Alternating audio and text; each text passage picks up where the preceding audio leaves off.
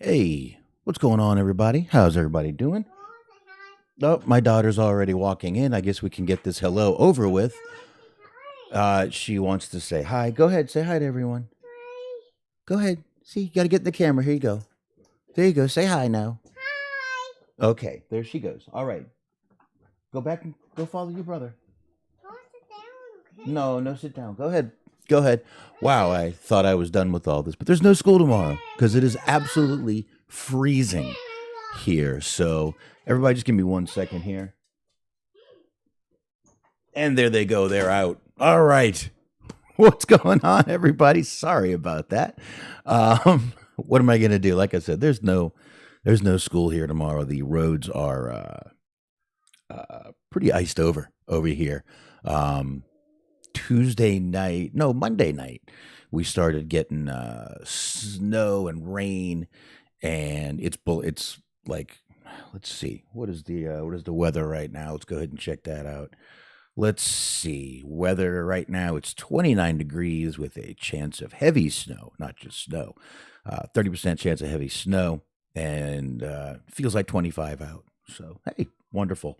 But I don't know. I think I might have to try to go to work tomorrow, which should be scary since the the roads in the city may be good, but I'm out here. I'm 25 minutes from the fucking city, minimum 25 minutes from the city. So I got to make it through these country roads. I got to go over two bridges that one of them's a mile long, one of them's about a half a mile long. So for me to get out in this, if I took a picture of my road, it's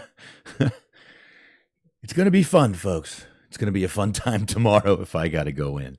So hopefully I'll get an answer whether or not I got to go in by the end of the show. Otherwise, I'll get up at 6 and I'll see how it's going out there. I'll see what's going on. I'll see if I need to go in, and that's about it. Now, I know you're like, hey, it's just you. What's going on? I don't know. Maybe Smark is having some weather also. He's not online. He's nowhere to be found. So I'm not quite sure where Smark could be. Let me see. Has he checked anything yet? No, he still hasn't checked the news I sent, anything at all. So I'm not quite sure where Smark is. But like I said, I know the weather's bad all around my area. I don't know how it is. I think the only place right now with warm weather is Florida. It's like 79 degrees in Florida. Good Lord, take me home. Take me home, South Florida. I miss those crazy fuckers down there. I do. What can I say? I do. I always have. Anyway, folks, cheers to a nice freezing cold night. New koozie here. These are magnets. This is a koozie with magnets. I've said before, my wife's dad goes to those swag shows and picks up all the free stuff they have. This one is for Flint Hills Resources. Call 811 before you dig. That's what it says. But it's got little magnets. So it's a pretty cool little thing to have. Sticks to my fridge. Even full, it will stick to my fridge. That's good. I can keep my beer away from the kids and off the counter and away from the dog. The new dog that is now knocking over everything with her tail. Oh boy, fun times here at the old Box Manor, as Weebs would say. The old Box Manor. You hear my daughter still yelling. But anyway, folks, I'm peeking back here every now and then at the old Slap Championship. Boy, is it not getting very good reviews at all, especially with Dana White coming off his little controversial slap with his wife, I guess you could say. So, yeah, I said, this is pretty stupid. I mean, basically, you just hit someone, watch them. Yeah, basically, you're just trying to knock motherfuckers out. It's not exactly a sport. I mean, seriously, if you're going to put this like as a sport, I mean, poker's a sport. Everything's a sport. Fucking whatever. And we got old Norab in here, old ISBC, talking about the, let's see, Bill Body Bahati, Hugh Easy, and K100 thing. I'm looking at this whole thing.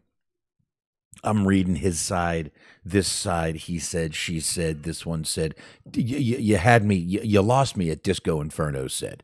That guy's opinion is kind of useless to me. Um, listen, I like Disco Inferno. He was funny. But Disco Inferno, you know,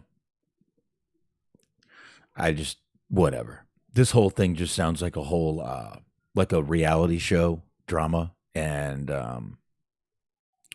there you go. That's my take on it. This sounds like reality show drama, all about not uploading videos quick enough. And Billy says he's being targeted by K100 because he's too full of himself. And whatever.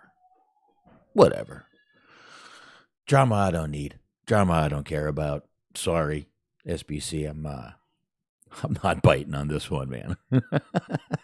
No go on this one, man. We got plenty more to get into rather than this, and I'm gonna keep checking back on the online, see if Smark has shown up. But otherwise, I got plenty to get into, and actually, I thought I had too much to get into, so now I can roll through it. We'll hit AEW one more quickly, and then we'll wrap this up. Like I said, it's cold here. I'm sure everybody else is cold, probably tired, but I haven't been to work in 2 days, so I'm hoping to get one more day off, especially with the roads being bad. But I'll see how it's going. Anyway, I guess we can go ahead and get rolling here on a few things going on. Oh, no problem, SBC. I didn't mind giving it a minute of my attention for that right there. Just all sounds very convoluted to me. It just does. So, let's just whatever. Nobody cares. So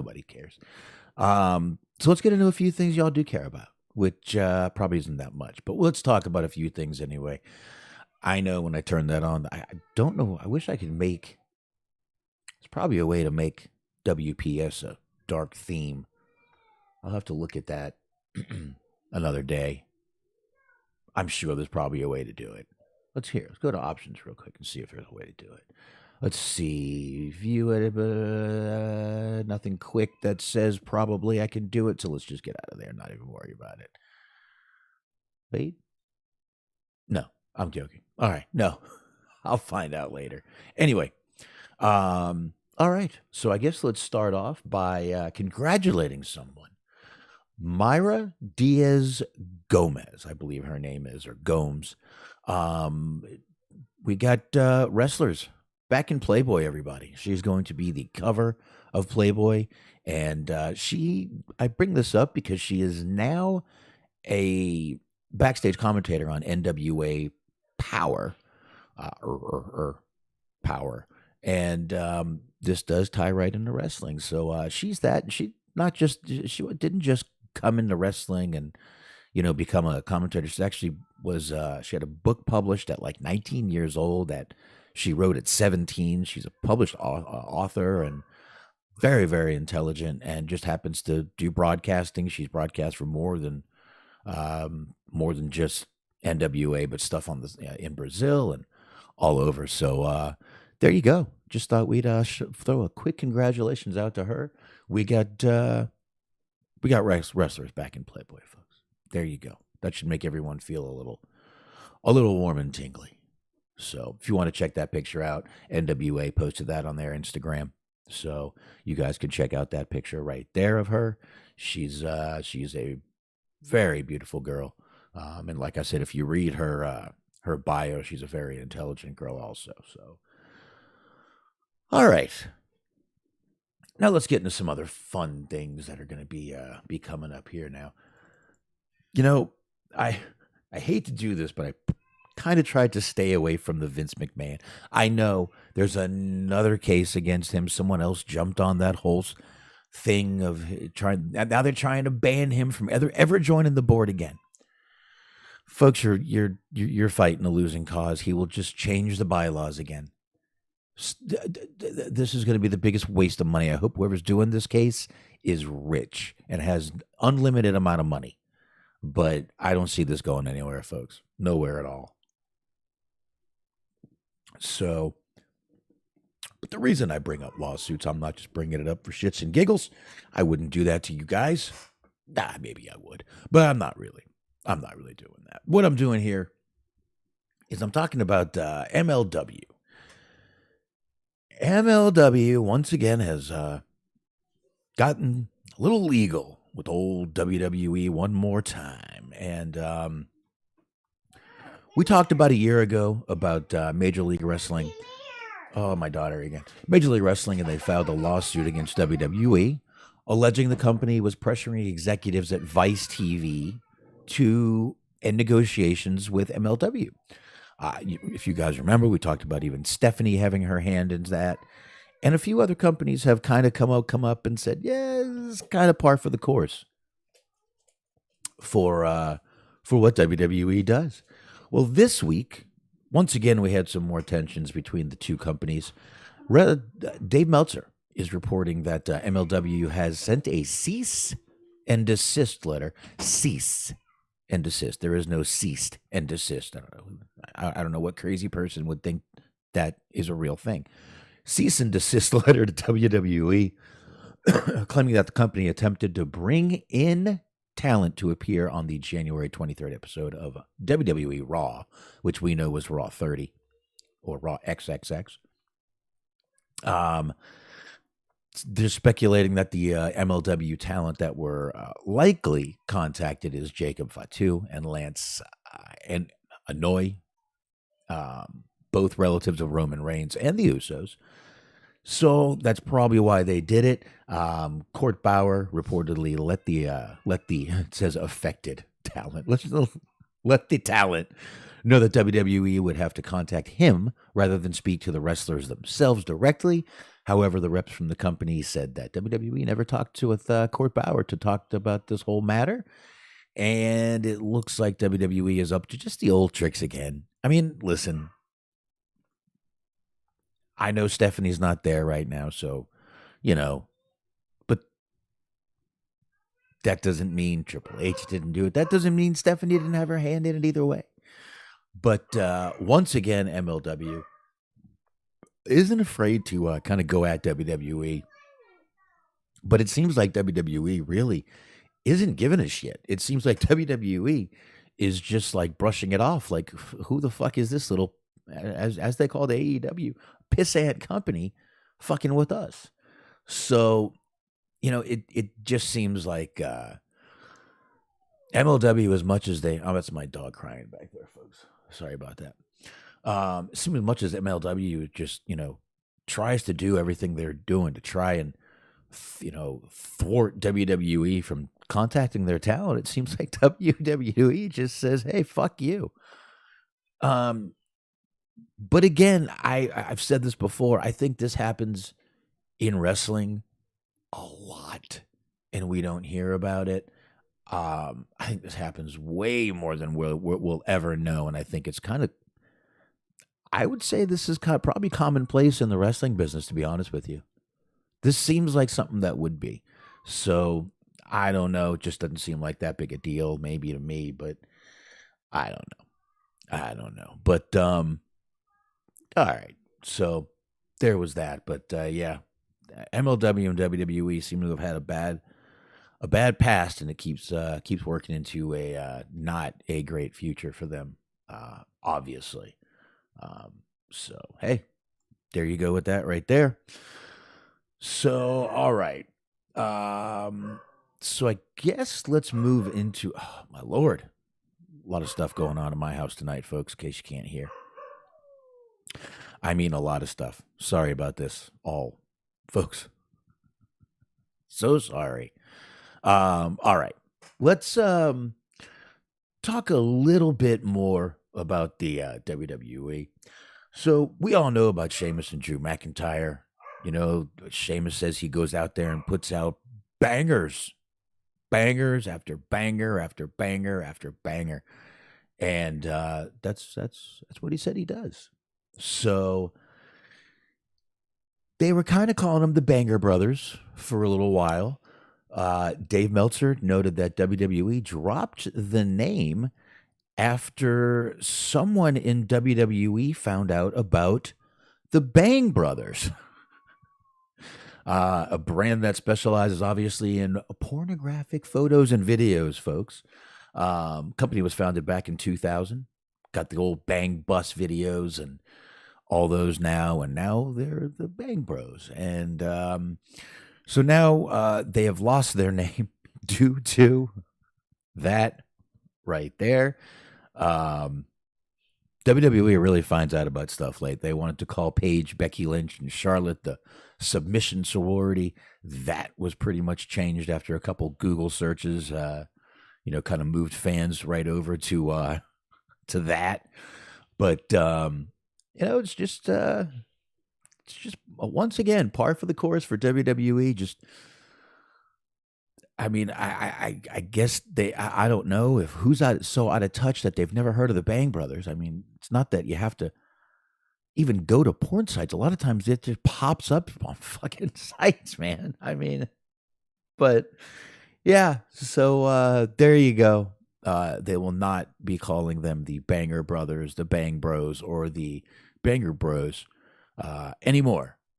I don't even know if they'll let. After this, they might not even let Sheamus say he's having bangers of a match anymore. They might tell him that's fucking banned too. So who knows?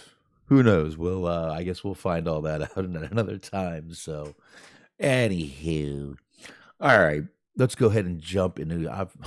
Like I said, I had way too much at one point, but now I think I'm going to get through this a lot quicker. This is going to be a nice, easy show. This could be less than an hour, folks. It really could be. A lot of my news tied together with other stuff, so we'll just go ahead and work that out. And, I guess before I go too far, Royal Rumble did happen Saturday. I did see a few of the things that happened. I saw we have Nia Jax back in WWE. Boy, if I only had my cricket sounds. Yeah, that was unexpected. I didn't think that would happen. We had Chelsea Green come in and get eliminated within a minute. I believe less than a minute. But there was some cool stuff, and I saw the move that Logan Paul and Ricochet did, and it was pretty. That was pretty badass. And you audibly heard them slap together. Now I'll play the video in just a sec here, real quick. But you heard them hit, and actually on Jake Paul's or Logan Paul's podcast, he was saying that he actually hit his head because he forgot to, as he said, literally, I was told, just tuck your chin. On the way out, everyone told me on the way out, tuck your chin, tuck your chin, tuck your chin, tuck your chin, tuck your chin, tuck your chin. He said, what did I fucking forget to do? Tuck my chin. So he banged his head. But that was a brutal thing, man. Oh, 5 seconds for Chelsea Green. Thank you, ISBC, for correcting me there. So here we go. Oh, wait a minute. That's really loud, folks. Let me, here's what I can do. Let me turn this down over here, and we should be able to work with that here a little bit.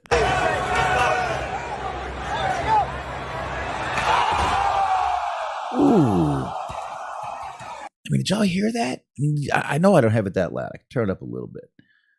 You hear them.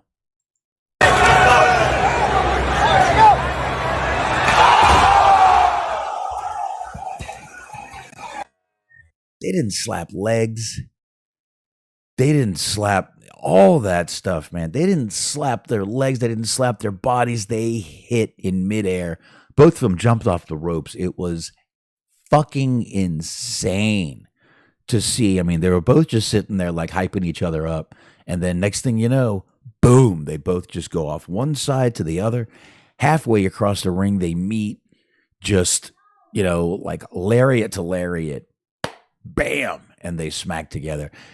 Made for a really, really cool sight. Probably one of the most talked about things on Royal Rumble. Rhea Ripley, I saw one. That's awesome. I'm a big fan of Rhea Ripley. I know I keep saying I want to get back to watching WWE, and then I see it's great, and then it's like, well, they went right back to their old shit again. And it's like, God damn, why do they have to keep doing that? So I don't know. But I'm glad Rhea Ripley won, and I think Cody Rhodes winning was like a given. I think everyone knew as soon as he got hurt. Everyone called that. It's like, oh, he's going to win the Rumble. He's going to be back by Rumble. He'll be back by Rumble. Torn pec, back by Rumble. Win the Rumble. Yeah. It wasn't really anybody doing anything crazy or anything like that. But anyway, one more sip here, folks. All right. So let's keep it rolling here. Oh, man, been rough this few weeks. But couple of Hall of Famers and even AEW stars are featured in the. There's an upcoming Chyna documentary coming out called Chyna Wrestling with Demons. This is going to go through kind of her earlier career of how she kind of broke into the business in the late 90s, early 2000s. And it's going to be showing on Reels. It's actually going to debut, I believe it was February 5th. This is going to be coming out.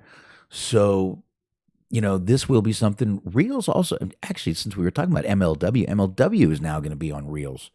So Reels is starting to pick up some good stuff, but they are going to be doing this. And this does obviously get into her kind of going through her demons that hit her after 2001 when she left WWE. Jade Cargill was one person that was contacted to be on this video or on this documentary. So that I think was pretty cool. That she was mentioned. She gets compared to Chyna a lot, as does Rhea Ripley. They kind of both get compared to Chyna a lot, but I really feel that Chyna was like a trailblazer and just had something that I body type. I see the comparison, but that's really about it. But obviously, we know Jade Cargill. Actually, tonight she went 50-0. We'll talk about that a little bit later. It kind of gets through, just kind of gets into a lot of the things that happen afterwards, obviously right up to her passing away. So going to be a cool documentary. Like I said, it's going to be on Reels. And like I said, February 5th, this will be on Reels. I think it said 8:30 p.m. Eastern time. So might want to check that out. I might not be completely right on that. I thought I had it in here, but I guess I accidentally deleted it. I don't know. So speaking of that, though, of documentaries, I guess if you want to call this a documentary, Vice has once again decided to pick up Dark Side of the Ring, folks. Season 4, Dark Side of the Ring, is in production. They call it a documentary series. These are all basically hit pieces. Some of them have been all right. I'm not going to lie, but a few of these have just been god-awful. And I meant to put up that picture of Chyna before. Sorry about that, everybody. There you go. Little picture of Chyna from before. Sorry about that. I should have put that up there. I apologize for missing that picture. But Dark Side of the Ring once again is back. This time they're going to focus on a few of the late wrestlers. We're going to be talking about Bam Bam Bigelow. Right there. Look at this man. Big old Bam Bam Bigelow, flames on his head, flames on his everywhere on this man. He had flames. No, he wasn't flaming. He was just that goddamn hot in the ring. If you want to say that. Also, they're going to be focusing on Abdullah the Butcher. Look at that man has titties on his titties. Y'all look at this picture and tell me he don't have titties on his titties. I don't know what else to say for you. But anyway, Abdullah the Butcher is another one. Also, we're going to have one on Mike Awesome. What the hell that was? That's going to be a pretty damn good one right there. Mike Awesome. They've contacted a few people already, according to PW Insider. Foley, Jim Cornette, Terry Funk, Hacksaw Jim Duggan have already started doing interviews. But it's going to be a cool one right there with those. Just for those three, I'm sure there's going to be more. But that's the three right now that have been kind of leaked or released, whatever you want to say. But those are all going to be pretty good. I mean, like I said, we've got, I mean, the Bam Bam one is obviously going to be pretty good. That's going to be a really good one. I'm definitely going to probably want to check that one out. Then we're going to have the one on Abdullah.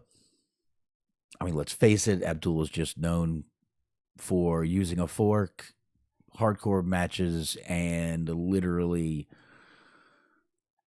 being blamed for having Hep C and still wrestling and bleeding in the ring. Sorry to be so blunt, but I'm not wrong. And then the Mike Awesome one, which I think will be a great one. Now we know Mike Awesome obviously had some, troubles. Ended up passing away in, my God, when was that? I forget now. 2007. 2007. That's right. Okay. It was 2007 when Mike Awesome passed away. Wow, man. That long ago. Feels like not that long ago. Although he had obviously some drug abuse issues and substance abuse issues and depression, obviously rolled into those, and had a little time in WCW, a little time in obviously ECW, but then yeah, he was found even WWE. He was the hardcore champion, I believe, at the time. Maybe not at the time, but found dead in his home in February 2007. So that's going to be another one. But of course, like I said, these pieces are, I guess we'll see what these are all like. The other ones have been basically just, let's dig up all the dirt on this, all the dirt. I know that's what they're supposed to be. They're supposed to be documentaries or shockumentaries. But I mean, have a little fucking respect for the dead too. I mean, we really can be a little more respectful of the dead. That's all I'm saying.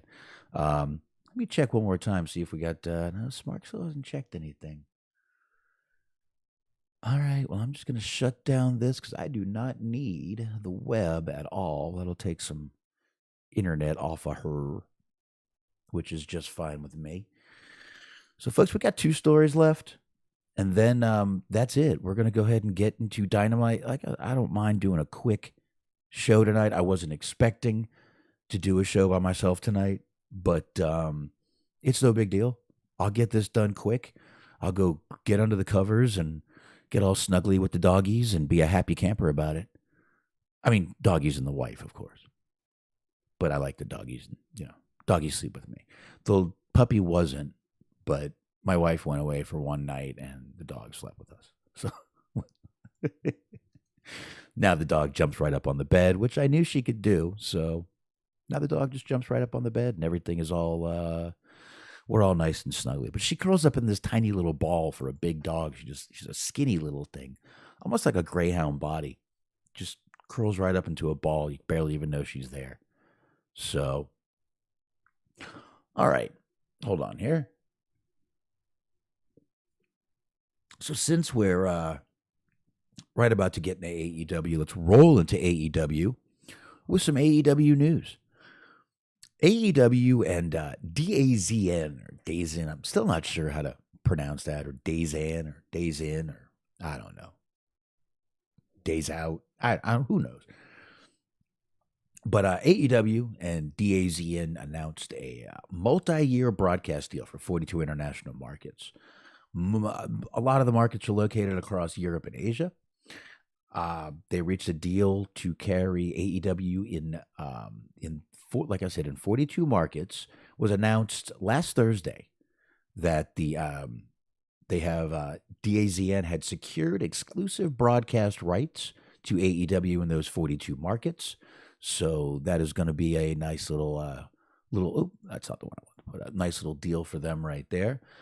Some of the markets are Albania, Armenia, Bosnia, Bulgaria, Croatia, Czech Republic, Denmark, Finland, Gibraltar, Greece, Hungary.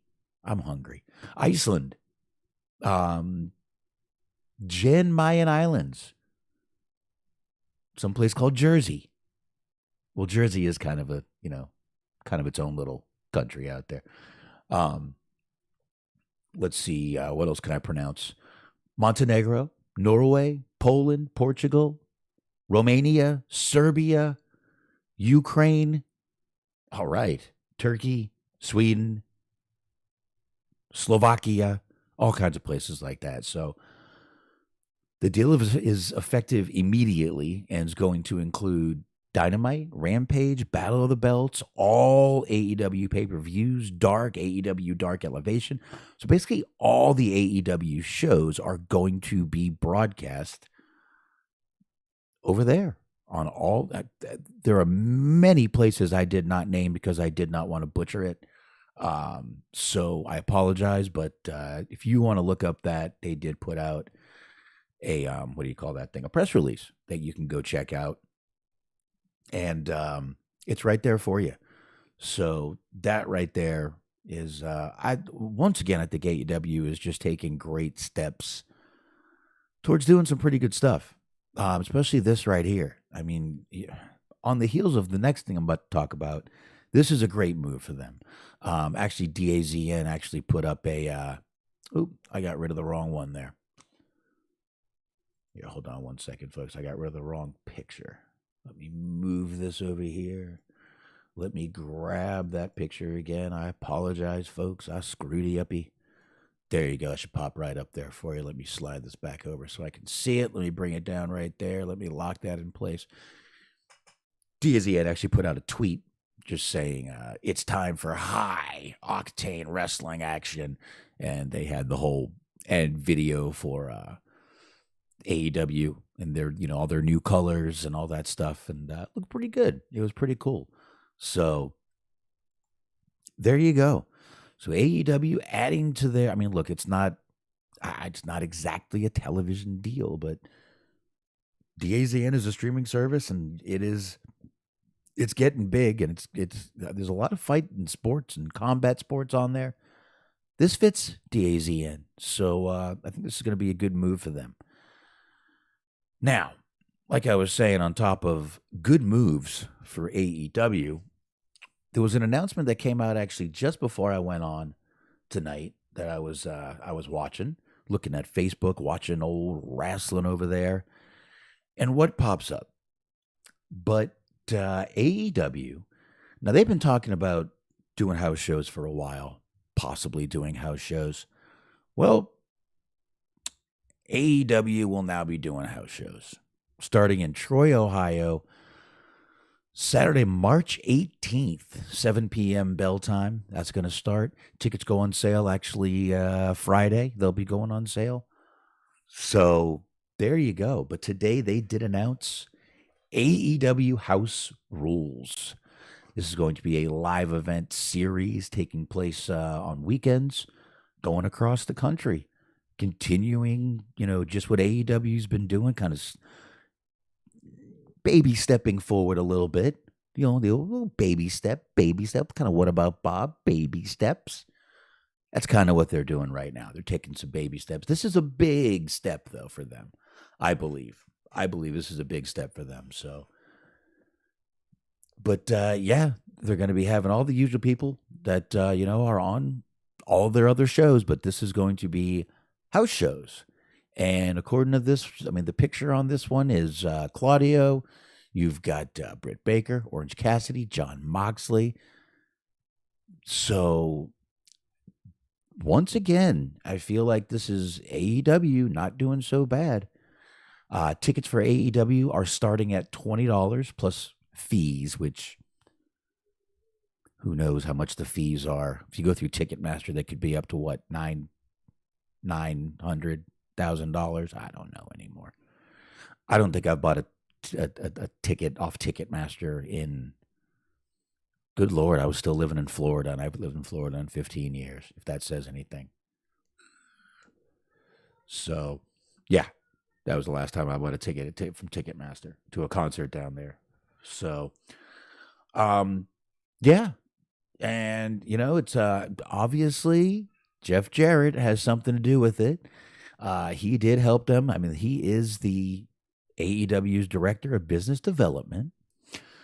So he's got a little hand in doing this along with some other people in the company. But this is going to start happening, like I said, March 18th in Troy, Ohio. AEW will be doing live house shows from now on. It looks like every weekend, they're saying. I'm sure it'll be maybe not every weekend, but These should be damn good shows. And I saw already the hate. Oh, they can't even fill an arena right now. How are they going to fill house shows every weekend? You start by going to places you haven't fucking been that have been dying to see you. That's what you do. Little towns, little places. Go have fun. It's not going to be a big deal, folks. Let's let it happen first.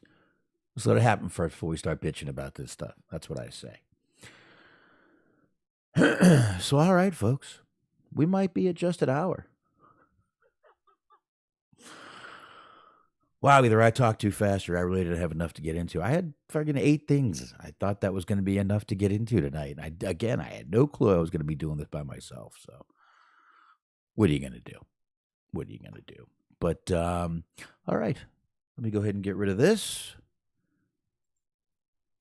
There you go, folks. You know what that means. It is time to get into AEW Dynamite. That's right. Pretty decent show tonight. A few things. I'm not going to say anything once. So all the matches on the show I thought were really good. Obviously, if you can tell by the little side plates on my Tron, that I thought Timothy Thatcher and Bryan Danielson was going to be the best match. And holy shit, that did not disappoint one bit.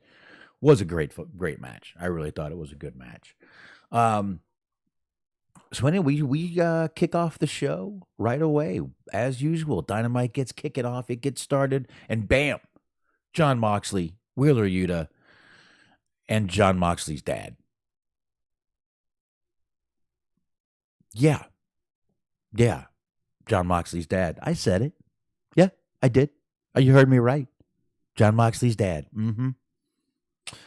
What a great thing to do, and I believe they said this was not far from where Jon Moxley, born, grew up. So, bring old dad with you. Who cares? Pretty good stuff, I thought, actually. Not a big deal. Actually, the dad looked more intimidating than Wheeler Yuta. Yeah. Yep. So, the bell hadn't even rang yet, and you get Moxley and Hangman.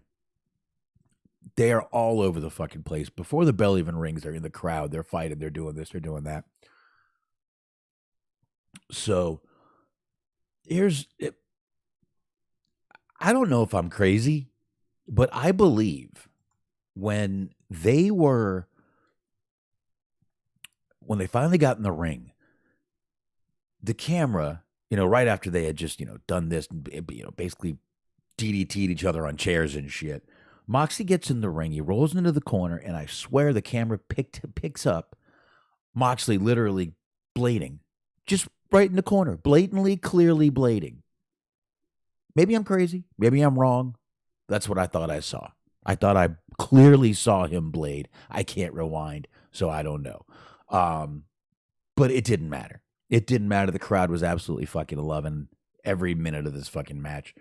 Especially the guy that was dressed as Mick Foley in the front. The other guy beside him was kind of dressed as Mick Foley, but he didn't commit to it with the hair. So, the other guy kind of wins the night for that. But it was pretty cool, though. Moxley ended up picking up the win here. Hangman tries walking up to Moxley. He's still ready to fight.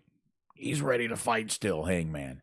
And right then you get Claudio and Wheeler coming down to the ring, and it just turns into a whole little pushing match with Hangman and Moxley. At one point, Moxley gets on his back, and Hangman starts doing push-ups. I don't know. That was a little weird. Whatever. They're still ready to fucking go. I think that's what they were saying. Anyway, both of them were still ready to go, but that's not what happened. Basically, it got broken up, and we went to commercial. That's what happened. That's what really happens in real life, folks. We get broken up, and it goes to commercial, right? Anyway, let's get on with it here. We get Renee Paquette. She's backstage with the Butcher, the Bunny, the Blade, and Jamie Hayter also. The Bunny lays out a challenge to Jamie Hayter to a match. Renee's like, well, I don't care what the fuck you say. Something's happening backstage. Something's happening backstage. And what is it? It's Saraya And Tony Storm beating the shit out of Britt Baker. Now, I believe Britt Baker is injured again. I don't know the extent of the injury, but I do have heard that she is injured. So, I don't know. Now, let's all remember, Britt Baker injured is better on the mic than a lot of people. So, even injured, we may still see Britt Baker on television. This might be whatever her injury was, might have needed surgery or something. I think that might be why they're trying to write her off for a few weeks. But that's what we got. That was what we got right there. We had Saraya and Tony Storm just beating the hell out of her. It was pretty cool. It was pretty cool. So after that, we get the Acclaimed versus... I found out they were called the Outrunners. I'm not even sure these guys got an entrance or anything, but they were called the Outrunners. These guys were totally 80s. I loved it. I loved the fucking gimmick. They redid the scissors with the Mega Powers handshake where they couldn't and then I thought it was fucking great. I loved it. I fucking laughed my ass off for it. This was a quick little match. It wasn't a big match. It wasn't a friggin' crazy match like it should have been, but or not that it should have been. But it was a fun, quick little match. And then, of course, the Acclaimed get the win. And here comes Austin and Colton Gunn. They're coming on down to the ring. And they want a shot at the tag team titles. Bowen says, hey, why don't we ask Ohio? I think it was Ohio. And he goes, hey, Ohio, do these guys deserve a shot at our titles? Ohio unanimously said no. And next thing you know, the Acclaimed and the Guns, they start pushing each other kind of back and forth and back and forth. And Billy Gunn gets in and like the good dad, he breaks it up. He breaks it up and he says, basically, I'm done with this bullshit. Now, we should not have been able to hear him because he didn't have a mic. But we could because it was quiet in the arena. I don't know, my dog is crying back there. Because it was kind of quiet in the arena. So anyway, he starts walking up the ramp, and one of his sons is like, yeah, Dad, do what you always do. Just walk away. Just walk away. Why don't you go drown yourself in the bottom of a pill bottle? And, man, they take some rough shots on these fucking shows, man, I'll tell you. So Billy comes back to the ring, and he gets right in the I'm not sure which is which, to be honest with you. He gets right into the shorter kid's face, the one without the man bun. They're talking. You know what? Why do I have the fucking headphones on? Oh, that felt nice. I put them on to hear the intro and know when it was over, but I don't need them on anymore. That feels much better. Sorry about that, everybody. Totally forgot. I don't need fucking headphones. I don't have to listen to anybody. It's just me. So let's keep going with this here. We get Billy Gunn in, like I said, right in one of his kids' faces. And Billy Gunn says yes to the title shot. Folks, I don't know about you, but I smell a turn coming here. I definitely smell a turn coming here. I think Billy Gunn is going to turn on the Acclaimed side with his kids. They may switch up a little bit on this. I don't know. But as far as I can see, that's where we're going with this. As far as I can tell, I think that's what's going to happen. I think we're going to get that. I think the kids are going to be, they're just going to be getting their asses beat, and Billy Gunn can't take it no more and jumps in and saves his kids or something. Something's definitely going to happen where Billy Gunn will turn next week, because obviously the Acclaim were like, "What? Wait, we said no. Why did he just do that? Why did he say yes? We didn't want to say yes. We didn't want that." Oh, hold on a second, folks.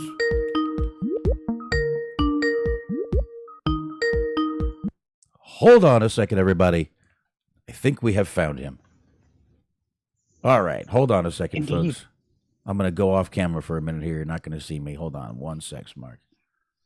Hold on. Let me close that out. Let me do this. Oh, wait, I got to go down here. All right, folks, just give me a second. We got Smark here. We got to get Smark on the line. All right, hold on. Let me do this. I got to get rid of that. I'm going to keep that picture up there. Actually, I'll put this picture up there for a minute. And then we can get into something. Hold on one second here, folks. I shall delete that. All right, Smark, hold on here. I'm holding. All right, I got to get my camera working real quick because it is not right now. There we go. We got it working now. All right, folks, let me get both of us in this little screen here real fast. Wow. Better late than never. Indeed. Hold on one sec, man. Let me get this loaded up. Echo going. You do? Here, hold on one sec. Let's see if it goes away here. Let's put us here. Let me shrink us down. Let me get rid of this pick. Let's get us back in the screen here. Let me get rid of that. Let me squeeze us in here a little bit, Smark. Love squeezing us in here. Little squeezy. There we go. Let's bring it in a little bit right here. Bring it down. Here we go. Okay, we're good. All right. Hi, Smark. Hi. I wasn't sure if you were having weather problems or... So, long story short, basically, I ended up falling asleep after Dynamite. I have a pinched nerve in my back. Oh. So it's like been fucking with my sleep schedule. Oh. Well, shit. That's not good. It's not great. No, that's not great at all. It's not. Huh. But it is what it is. I guess it is. Are you having weather issues up there? Is it cold up there for you guys? I mean, kind of cold. Not too cold. It's sort of just the winter here, typical winter weather. Oh, because we've got like ice and snow. Yeah. Yeah, no ice, no snow. It's been raining a lot, but nothing crazy. Nothing crazy. Yeah, we've. I haven't even gone to work in the last 2 days. Oop. I got no clue about tomorrow, but I have not gone to work in 2 days.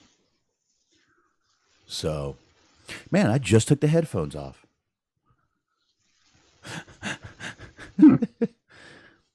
Man, I already got through. Did you send me any news? I think I did. Well, let me. Yeah, I did. I didn't know if I hit enter or not. I'm discombobulated. Oh shit! Well, that's not good either. All right, hold on. No. Let me load this bad boy up here and see what's happening here. Aha! We do have one. Just one. Just one. Well, it was that, and it was the AEW thing, but you already have that. That's all you. Which one? The live events? Yep. Yeah, just got done talking about that. I burned through all my news. I was right in the middle of what do you call that fucking show? Dynamite. Dynamite. Yes, thank you. I knew it had a name. I knew it had a goddamn name. He has a first name. It's OSCA. All right, enough of your shit, sir.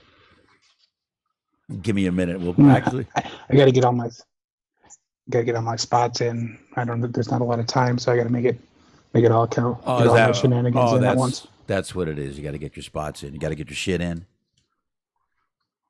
I understand. I understand. Give me a second here. We can pause on Dynamite and jump right back into the old article you got there. Give me a second. Sure. Just a second here, Smark. We're going to have to kind of do this. In the meantime, did you watch the Rumble? I watched parts of the Rumble, some of the Rumble. I saw some of the, some of the returns to the Rumble. I saw that awesome. Well, only one in the case of the men's Royal Rumble. Right, and I saw that awesome Nia Jax return that everyone's been clamoring for. The fucking botch on the return. How appropriate. Well, that is very appropriate, actually, Smark. If you ask me, very, very appropriate for her. So I was watching Saturday as it happened, and when Booker T came out, I just instinctively said snitch at the television. I thought Matt Bloom was the snitch. Well, we accused him of that, but then Booker T went on like a 3-week long tirade about the sins of Mandy Rose. You're right. You're right. It might have been him. I can't believe she's showing her fine titties out. You should take a lesson from Randy Orton. For millions of dollars. You could hurt yourself taking bumps in a ring. I know. All she has to wear is something a little bit see-through and show a little nipple, and bang, she's got a fucking mill. Mm-hmm. Booker T, you're just jealous. You're jealous and you're upset that you couldn't do the spinneroonie very well. Did he even do it at all? It didn't even look like it. Yeah, it didn't look good. Didn't look good at all. Not at all. Not at all. I mean, it didn't look horrible, but it didn't look good. He basically just got like eliminated within a minute. I was hoping that like right after he got eliminated and they did the whole 10-9-8 thing, that the next person in was going to be fucking Stevie Ray. No. He's just pointing and laughing at him. They wouldn't do that. They wouldn't have that much fun. They wouldn't have that much balls. That would be too much fun to do. Yeah. And it would be. It would be. But what else? I know Booker's old, Dirk. We're all fucking old, but if you can't do something, just say, I don't think I want to try it. Let's just scrap it. But no, they got to have their fucking moment in the sun. Yeah, like he's under contract. He's getting paid regardless. Yeah. He didn't have to go out there.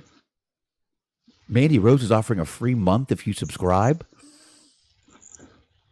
Using promo code Can You Dig It? Promo code sucker.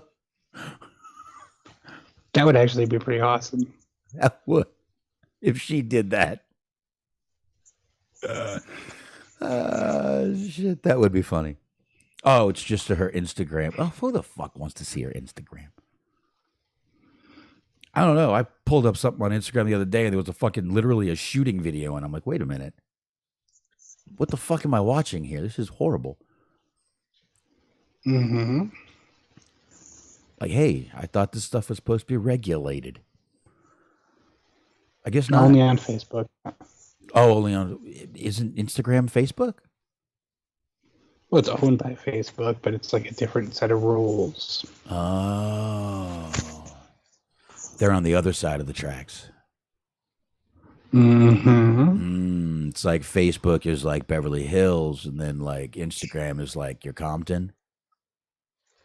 Basically. Okay, I got it. Well, Easy is on Instagram. Well, sometimes I like Compton better. What can I say? There you go. Compton's in the house. There you go. There you go. All right, sir. Why don't you go ahead and jump into that real quick? And if you can find more, I'm down to grab it. Whatever you want to do. Not really. It's a slow news week. Did you see the main event, though, while we're still talking about the Rumble? That was kind of the only important thing that actually happened. The two Rumble matches were kind of... I did. And I talked about the Logan Paul and Ricochet thing. But yeah, I did see Sammy got his ass handed to him at the end there for not doing the duty and taking out his buddy Kevin Owens. It was fucking phenomenal. Like, everybody's been bragging it up and hyping it up, and I'm glad I actually saw it live because it might not have lived up to expectation if I heard all the hype about it, but just watching it as it happened, it was really fucking good storytelling, especially because I watched Survivor Series was the last thing I watched WWE related before that, and that was built on Sammy trying to win Jay's trust. And then you had at the end of the Royal Rumble, Jay basically just like refusing to watch Sammy get his ass kicked and leaving in a huff. Yeah.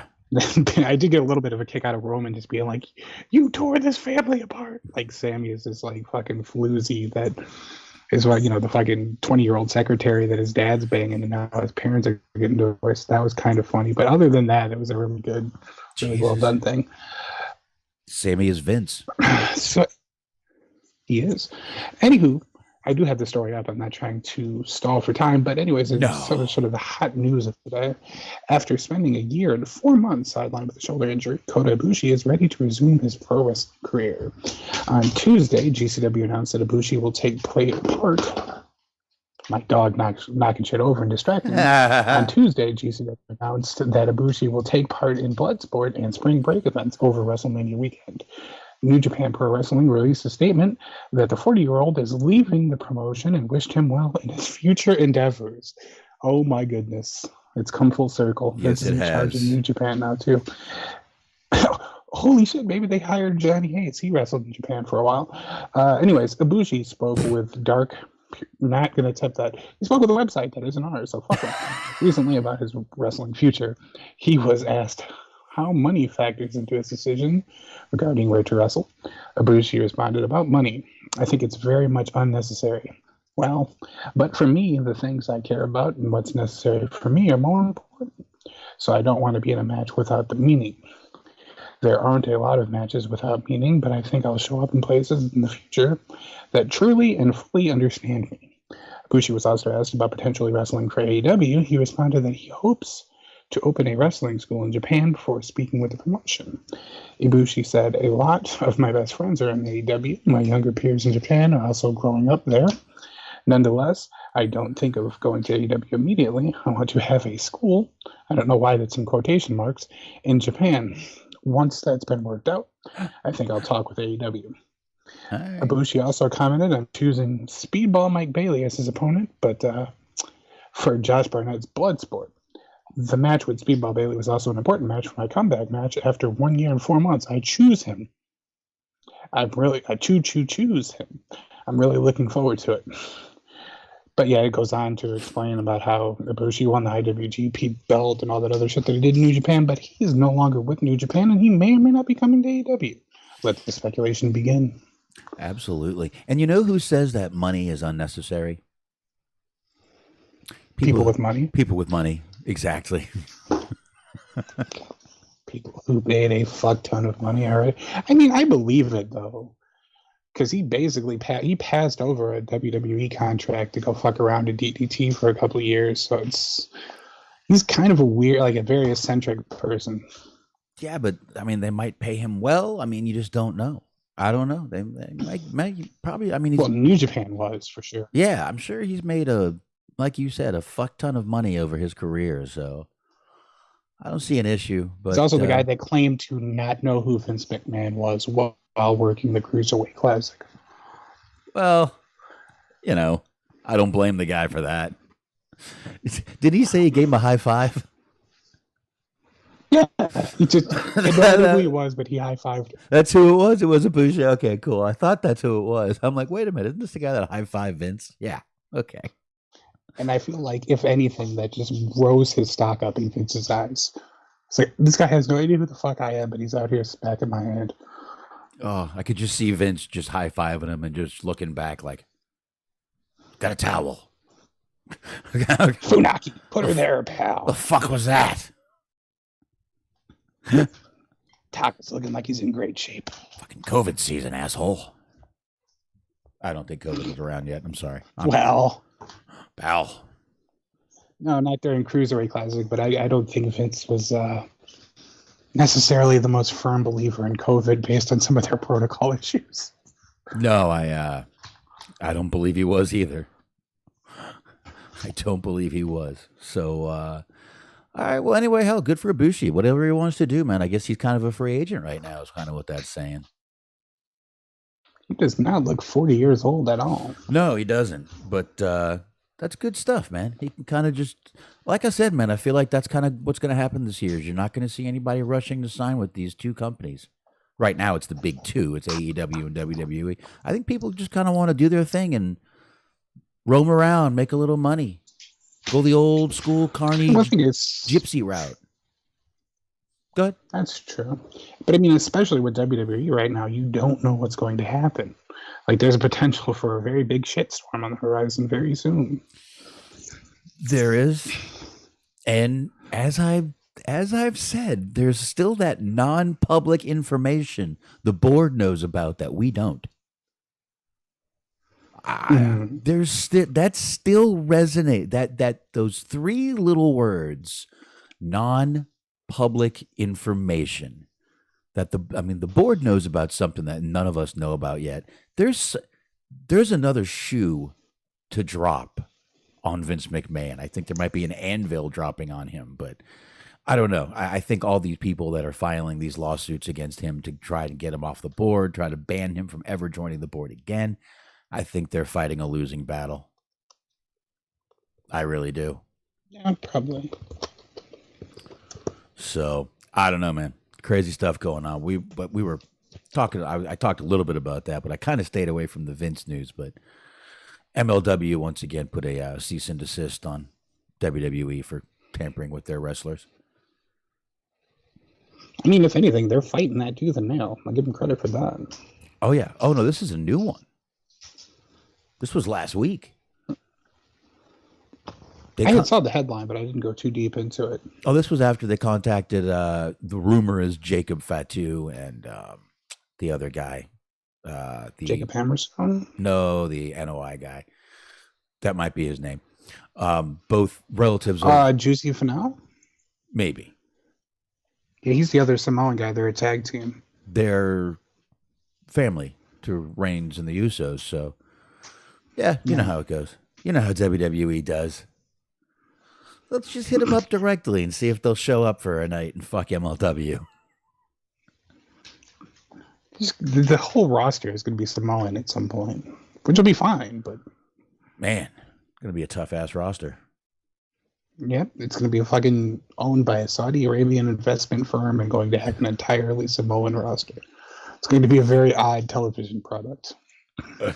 Shit. It will be. It will be pretty odd. But it might be good. You never know. Meanwhile, with this whole Roman Reigns and Sammy thing, that has been great storytelling. Here's the thing everybody keeps saying that I keep hearing. After this whole story is over, like, this has been kind of the thing that people have been clamoring about, talking about, you know, what happens when this is over? This is like WWE has nothing else that really storyline wise that has anyone else's attention.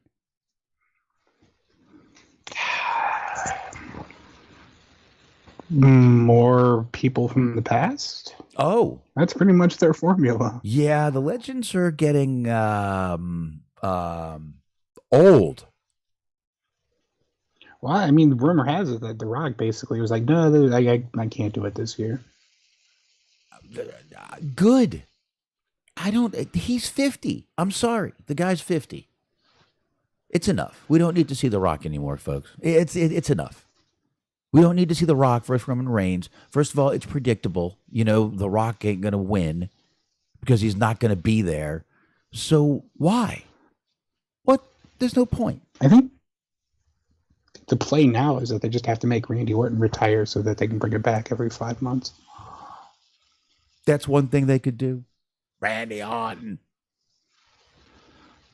There you go. I like that. Yeah, I mean, I don't know. You're right, though. But I mean, that's been the case for months, if not like the last year or so. Is just that whole bloodline storyline's been carrying the whole company. Yeah, I mean, look, I know they've probably got all this kind of wrapped up till WrestleMania, the whole bloodline thing. But all right, you got Rock versus Brock. Come on. Again, I don't need to see that either. I don't want to see Brock throwing around a 50-year-old man. I'm sorry. I just don't. I don't care what kind of shape he's in. Meanwhile, The Rock used the excuse he's not in shape. Motherfucker puts out videos of himself fucking training every goddamn day. I don't know, though. I mean, I kind of believe he's in shape for sure. Joe Rogan's out here snitching on him, too. Yeah, I mean, yeah, exactly. Maybe he doesn't want to take that wellness test. I don't know if it's just a matter of he's just not like athletically in shape. Because like the last time he wrestled, if I recall correctly, he injured himself. Mm-hmm. So he's got all that muscle mass, but I don't know if he has like dexterity. I don't know, but if we pull up his IMDb, he's probably got 30, 40 movies coming out in the next fucking year. Let's see here. Mm-hmm. Let's see. No, that starts with a D, not an S. Dwayne About 13 of which have Kevin Hart in them. Probably. Yeah, probably. Let's see. Let's pull up his old IMDb here. And we'll go right to upcoming. I'm surprised he hasn't done an actual TV show. All right, upcoming. Oh, see, only SBC 8. has an idea for a storyline. After WrestleMania, he says Jinder versus Roman at SummerSlam for the belt. Oh, always great, wonderful. Oh, okay. Here we go. He's got a movie called. And he also said that Adam Sandler makes worse movies than The Rock, and I will agree with that. Who does? Adam Sandler makes worse movies than The Rock, SBC says. I like Sandler's stupid baby talk. Well, I mean, The Rock movies, I don't have to see Kevin James, so I mean, he's got the leg up on him. I mean, look, I can admit The Rock is a shitty actor. I know he is, but I like I'm an action movie guy. I like a lot of the stuff he's in.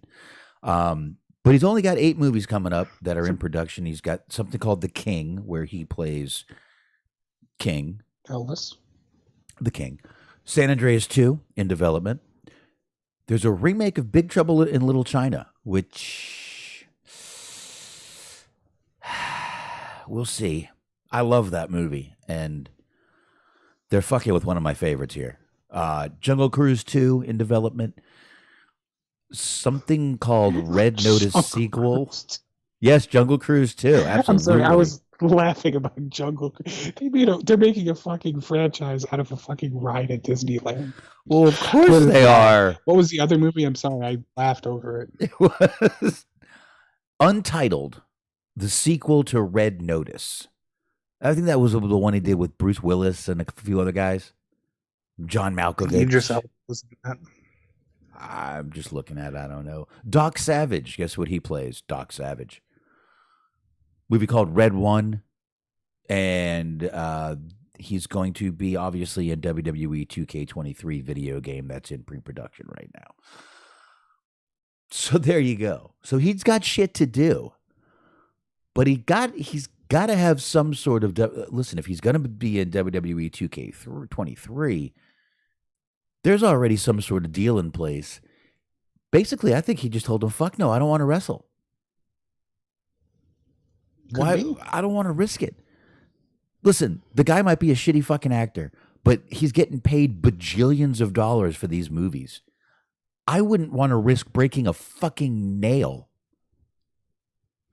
for less than what these guys are fucking paying him. Figure this. If he's getting 15... I think he's one of the $20 million a movie actors, if I'm not mistaken. Do you really think? There you go. And SBC is reminding us he also has the XFL. That's until Vince buys it back from him for a hot dog and a handshake. Oh, Red Notice is with Ryan Reynolds. Oh, well, that you just talked me into it completely. But... okay, so figure, I think he's one of the $20 million guys. Even if he's not, let's go with $15 million. All right, match that for my one match. Why would he bother if they're not going to match that? Why? Right. They may say fuck it and do it. But at that point, I'd be like, well, I meant 15 million plus I need this, that, and this and that. So... I don't know, man. As far as I'm concerned, I don't care. I don't need to see it. I don't want to see it. And if The Rock doesn't ever wrestle again, I'm fine with it.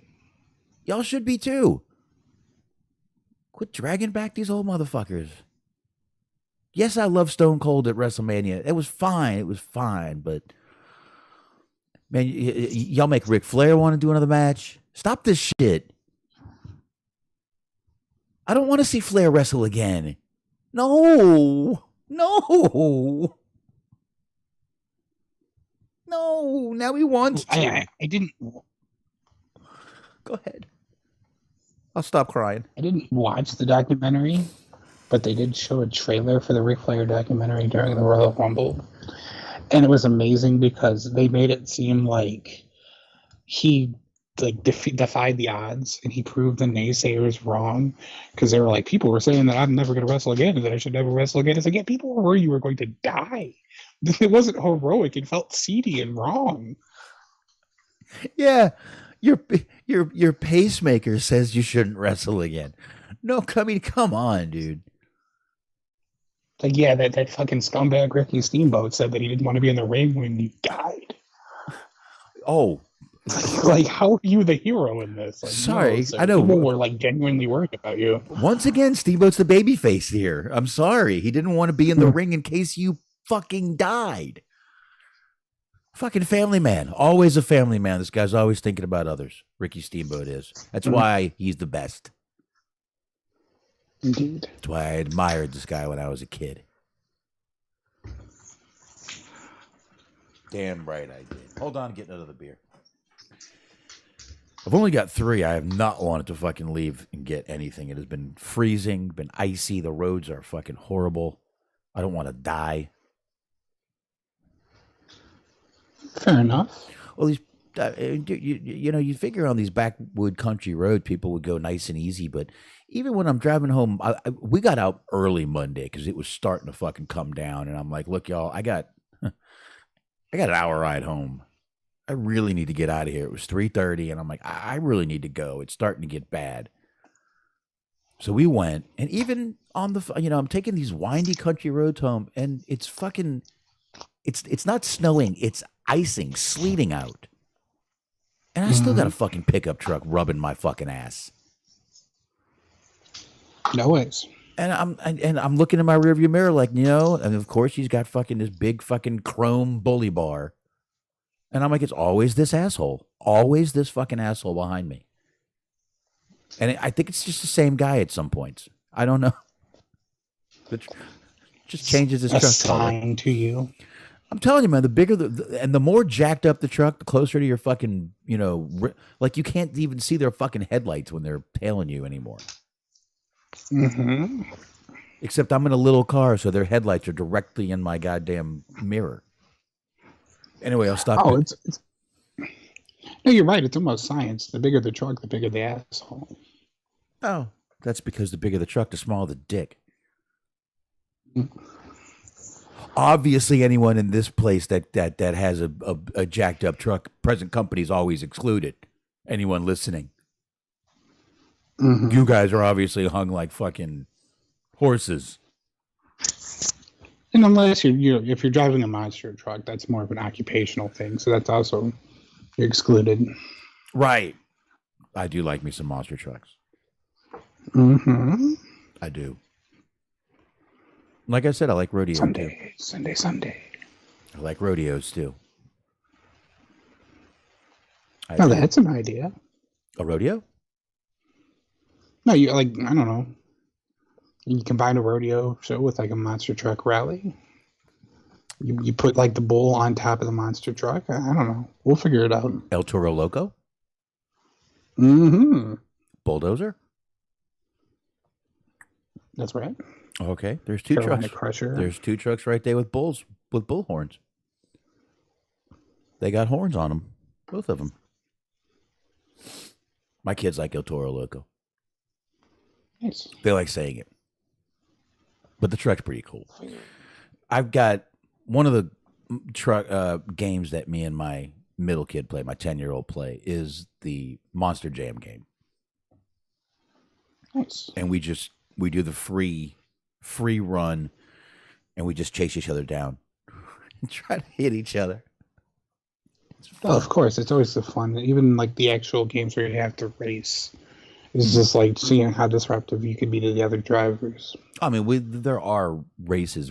I did those so we could open up the trucks. Right. I do the stuff to open the trucks. I know I could just use cheat codes. My 10-year-old don't need to know about cheat codes yet. I mean, for the most part, they're kind of a bygone thing. No, you can cheat. CC is cheat code central still around.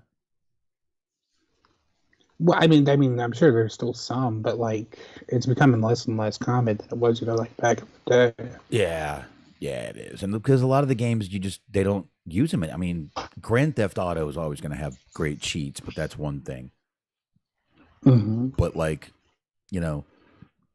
all these newer games, just you got to do shit to get shit.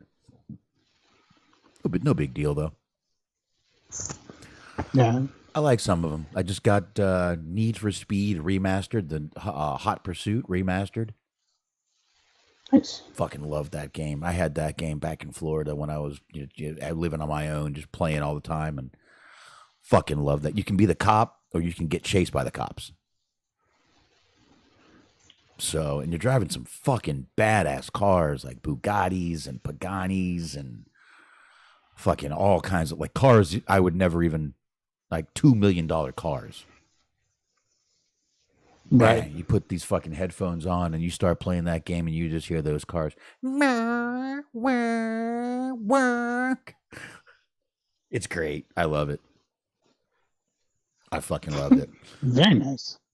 Oh, Christopher Kane says the Acclaimed is on. He'll be right back. Oh, nice. Where are you going? What? Anyway. Yeah, I would figure you just mute us. You don't have to go into like a different room.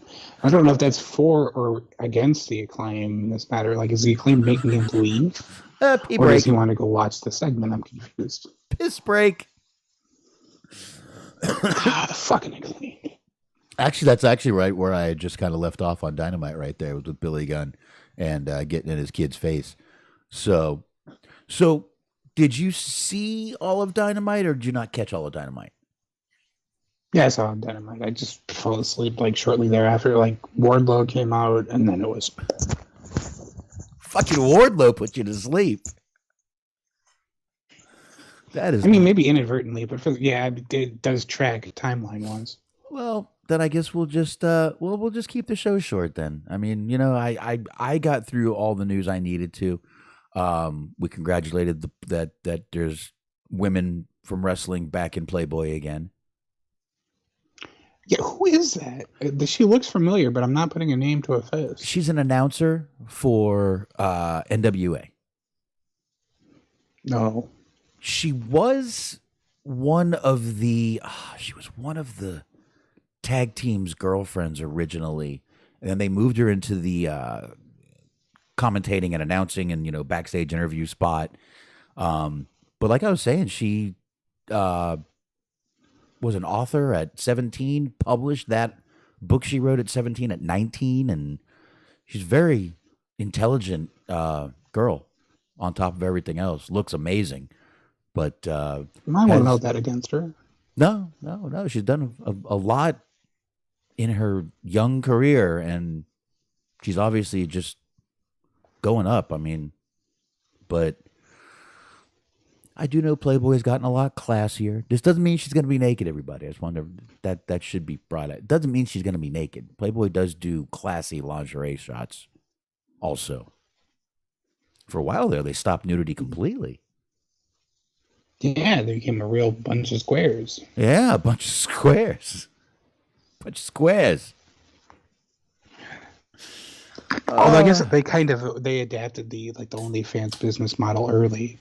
It's like, all right, we're not gonna show you boobs, but pay us money anyway. Yeah, but that's buying them like. Yeah, that magazine's been around so long though. Really, they're only their subscriber base for like the last year or two, or however long they haven't done nudity, was just guys who lied about only reading it for the articles. Now have to fucking stand by their guns so that they don't get in trouble with their wives. Yeah. Time to cancel that subscription, babe. Yeah, Playboy does still exist. Yeah, it does still exist. Mostly online. Honestly, I don't even see like the fucking small convenience stores carrying those magazines anymore. I don't know if they're still in your area, but I don't see them anymore, and I do go into some shady stores. As one does. Well, I'm talking about little country stores. That's where you see them. Used to see them all in those little stores. Now you don't anymore. They've replaced it with That's pipes. fair. I haven't. They've replaced it with pipes. Replaced it with what? Pipes. Pipes. Oh my god, yeah, there's fucking smoke shops on every fucking street corner at this point. Dude, we have I don't know if y'all have Valero gas stations there. No. Okay, if you go to a Valero here, you just walked into a gas station / smoke shop. You can get a fucking pipe. You can get vape juice. You can get a disposable vape. You can get a knife. Big knife. You can get fucking everything, man, at a Valero around here. And shit, we got Buc-ee's here too. You ever been to a Buc-ee's? They're slowly opening up around here. Okay. All right. I had never been. We have one close to us here. I had never been. And I walked in and I'm like, oh my God. It's like a truck stop, but trucks aren't allowed. This is beautiful. It's a truck stop for the average folk. It is. It's like a truck stop for anything but trucks because trucks aren't allowed in there. So, I don't know, man. It was a pretty crazy place, but it was fucking pretty awesome. Got me some. No, I've never been. I have heard of them, and they are opening like ones up around here. So, next couple months, I think the first one's supposed to be open. So I'll probably check it out because they have all kinds of like beef jerky and brisket and shit like that. So yeah, be fun. Yeah, and they yell and scream about the brisket, but I'm telling you, the beef jerky is fucking. I got bison jerky. It was good. Interesting. It was good. I don't know. I keep telling my wife. My wife has that Foodie XL thing that you can do all kinds of things in. It's a slow cooker. You can broil. You can fucking steam. You can do everything in it. Air fry.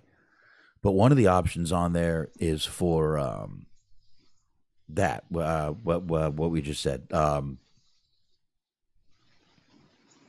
Dehydrating. Like drown. It's for dehydrating. Yeah, a food dehydrator. What was that?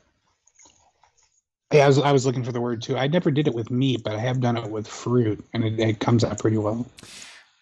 She's tried fruit, and I've never done it with meat either, and I get nervous. But everyone said just salt the shit out of it and don't be afraid. Cut it thin. There you go. Cut it thin. So what I would need to go get is a. We have Harbor Freight here. You can get a cheap ass meat cutter for like $20. Get a little meat slicer. I'll be nice. like a little home deli. Start my own little deli at the house here. There you go. I'll tell you what, it's cheaper to buy a fucking half ham than it is to half a boneless ham than it is to go get fucking sliced ham at the deli right now. For fucking everything. It's ridiculous. It's like fucking $9.99 a pound for fucking smoked ham. Fuck you. You buy a big ass fucking. It's not like a TikTok video of a guy crushing an egg with his bicep, and I wanted to smack him in the back of the head. Like, motherfucker, you know how much that shit costs? God damn, that's a down payment on a car. $40 to jerk yourself off. See, when that happened, my wife got fucking smart and creative. She started calling around to people around here who have chickens and are looking to sell eggs. She paid $6 for 6 dozen eggs. Mm-hmm. So we got eggs, and we go through a lot of eggs anyway. Nice. So, and that lady said, come back when you're out. So we got people around here just dying to give eggs away. They'll charge you a little bit just so they can say they're making something. Seems fair. Oh, yeah, but good stuff. But, all right, I guess if you want to just kind of wrap, I don't have that much really left to get into. I mean, as far as Dynamite, we had, like I said, I had just talked about the whole thing with Billy Gunn and him accepting the match for the Acclaimed next week, so we'll see. His microphone not working. Whose isn't? Oh, yeah, you're right. His first mic didn't work, which seems to be becoming a little problem on AEW Weekly lately. But I remember in the Attitude Era, that was a problem for WWE Weekly too, or WWF at the time. Right. Yeah. I mean, it is what it is. It's live TV. That's because Stone Cold used to throw the mics. That's true. He would fucking launch them across the fucking rampway and expect them to work. But after that, we got Alex Marvin. Hit enough people in the head with it, it doesn't work. Yeah, I think he got one or two maybe. But he drank a lot during his promos, so you can't. It's fair. He was a little intoxicated at times, Mark. So, but that's true. That's true. We had Alex Marvez back there with Jungle Boy. He asked him about what's happening next for Jungle Hook, and Jungle Boy basically said, "Yo, fuck that, dude. I'm on my own." He's like, not shit. I'm not going to be stuck in another tag team. I'm winning a belt. I'm getting a singles push. He's like, all right, well, good luck with that, I guess. Yeah, I learned from the fucking dinosaur, bitch. I ain't doing this again. All right.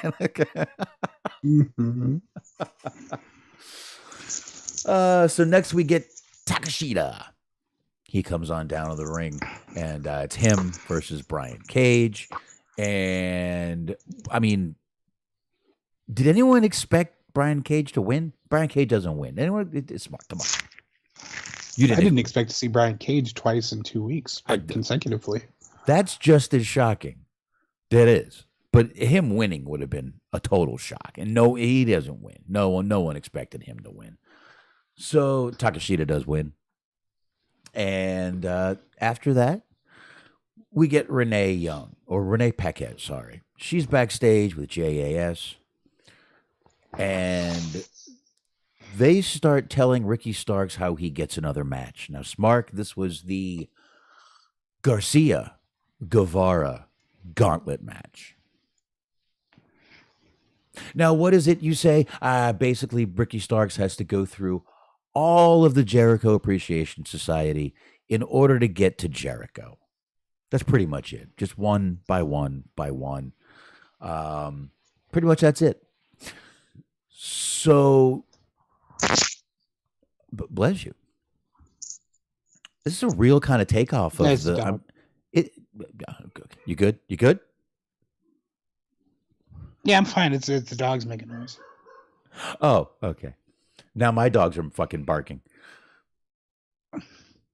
Anyway, get ourselves a competition. Oh, there you go. But this is really just kind of biting off this whole Daniel Bryan storyline, which he's basically doing a gauntlet, just not in one night. That's what I was thinking. It's basically like the whole MJF thing of you have to go through hurdle A through hurdle B or hurdle D, whatever, a bunch of different obstacles. Right. And then you finally get a match with me. And then it's like they're both going on like kind of concurrently together. So it's like it's sort of weird. I think someone's getting lazy. A little bit. This is a little bit lazy booking, if you ask me. Plus, they have a fucking eliminator tournament going on. Mm-hmm. I mean, it's like, good. Come on. Anyway, this match I thought was fucking awesome. Oh, go ahead. Wonder. I mean, I sort of wonder if like some of that has to do with like it being it's the NFL regular season is almost over. At the Super Bowl coming up next week, they're going to start drafting. They're going to start prepping for the draft. So I don't know if that's just a situation of like Tony Khan's being a little bit lazy because he's like focusing on that too, or like what the deal is with that shit. I guess that could be a little bit of take. I'm sure that's taking up some of his time. So all right, I guess you could use that as an excuse, Smark. If you wanted to, trying to help out my old boy TK there. If you want to just be that guy, you can do that. Good God, are you getting your fucking check? He'll send you the check. You don't have to fucking blow him for it. That's really more of a what culture thing. Yeah, you actually got a good point with the whole thing. Like 2 weeks ago when we sat there and you complained about how awful that Hangman Page promo was and how the whole and like the Paige Tony Storm heel turn didn't make any sense. I watched after we were done the White Culture video about it. They're like, "Oh, it was the greatest episode of AEW ever." It's like that Hangman Page promo showed his emotional depth, and I'm like, "You guys are goddamn liars." I'm never watching you review a show again. His emotional depth. There was no emotion. It was a fucking. You could have put a fucking scarecrow out there. Actually, the scarecrow would have. Liars. Fuck, the scarecrow would have shown more emotion. Your dog. Your dog is showing more emotion right now than Hangman Page did last week. Or 2 weeks ago, whenever that fucking promo was. Right there. That's more emotion than fucking Hangman showed. Ay. All right. Anyway. So we get this Bryan Danielson, Timothy Thatcher match. Holy fuck. I mean, we said last week this is not going to disappoint. I don't think it did one bit. I thought this match was fucking awesome. Crowd was fucking into this match. One point you get MJF coming down. He tries to interfere in the match, but he's basically MJF comes down and he's like, "Oh, come on, he can't take any more. I'm gonna fucking kill him." Nope. Here comes Takeshita. He runs out. That's right. Takes out. Oh, he was in a hoodie, so we didn't know who it was, but he takes out MJF. So there we go. That was done. That was over with. And Bryan ends up winning the match, which he pretty much, Timothy Thatcher did his usual. He focused on that fucking left arm of Bryan's that was taped up. I thought it was a fucking great match. I really did. So, yeah, I was looking forward to it, and I enjoyed it for the most part. It was kind of interesting that Takeshita looked like he came from the crowd. Because you already wrestled. Are you not allowed in the locker room after the matches? What's going on here? We gotta get to the bottom of this. He was in the locker room with the Miz changing clothes in the bathroom. Mm-hmm. I guess. Well, too much KFC. They kicked him out. It happens. Things happen. But like I said, Bryan Danielson did win that match, and yeah, I thought it was weird too that Takeshita was out there. Just I don't know. It was like, yeah, you were just out there. What the fuck, dude? The whole eating in locker rooms and stuff sort of jogged my memory. The last thing I want to say about the Royal Rumble that made me laugh was they did a post-show press conference because we've learned nothing from AEW. Post-show press conference, and I would have loved nothing more if Roman Reigns came out eating a muffin, and calling Sami Zayn and shit. That would have been beautiful. But yes, anyways, on their YouTube, they did little highlights of the press conference, and one of the highlights on their YouTube channel is Cody Rhodes tries a Mountain Dew Pitch Black. And I did not watch the video. I'm not recommending anyone does, but it was 2 minutes of Cody Rhodes drinking a Mountain Dew, and I was like, who the fuck wants to watch this? Oh, I watched a little bit of that Pitch Black match. I was like, hey, it's Midnight Bowling here. That's what I thought too. I was like, man, somebody if they just need to go ahead and just play fucking Kryptonite by Three Doors Down the entire time. Just put it straight back into 2000. There you go. What's Cosmic Bowling? Isn't that what it's called? Midnight Bowl works too. Yeah, Midnight Bowl, Cosmic Bowl. It was known as a couple of different things. Yeah, I think we had it was called Cosmic Bowl back when I used to go. It was everything fucking lighting up. SBC says, poor Cody drinking battery acid. Oh, I have literally I can count on one hand the amount of Mountain Dews I've had in my lifetime. Literally, I bet it's not more than 4. I bet it's not even. I guarantee it. I've never liked it. That'd been great. He takes a big swig of the Mountain Dew and his chest just turns purple again. It's well, that's alarming. Fucking teeth are glowing suddenly. Mm-hmm. Yeah, that was. Now listen, I know it was a whole gimmick match. It was supposed to be, but that was kind of. Wasn't that Bray's first match back? That we've seen him in a real match? That was the first match back that I saw Bray wrestle, but I don't know if that was his first match back. I know he's done some, house shows and stuff, and that, but whatever. Yeah, I've really just never. I've never been a fan of soda ever. Even as a kid, I wasn't a big soda fan. I am, but I drink the zero sugar, so it's okay-ish. I don't even like that stuff. I think that fake sugar actually tastes worse than the real sugar in soda. It's the syrup in Case by soda. case, but yeah, sometimes. Yeah, I don't like my parents. All they drink is caffeine-free Diet Coke. Oh, that tastes like shit. Coke is the worst goddamn thing on earth. Oh, it's horrible. And, my dad's diabetic and I'm like, lay off the fucking sodas. Oh, it's caffeine free. It's diet. It's this. It's fake sugar. Fake sugar's worse for you. But they don't listen. You know how it is, Smark. They don't listen. Anyway, where were we? Oh, MJF backstage. That's where we were. And we see him. He's beating the hell out of Takeshita, and he's throwing him into this. He hit him with a plastic trash can, which didn't even look like it hurt.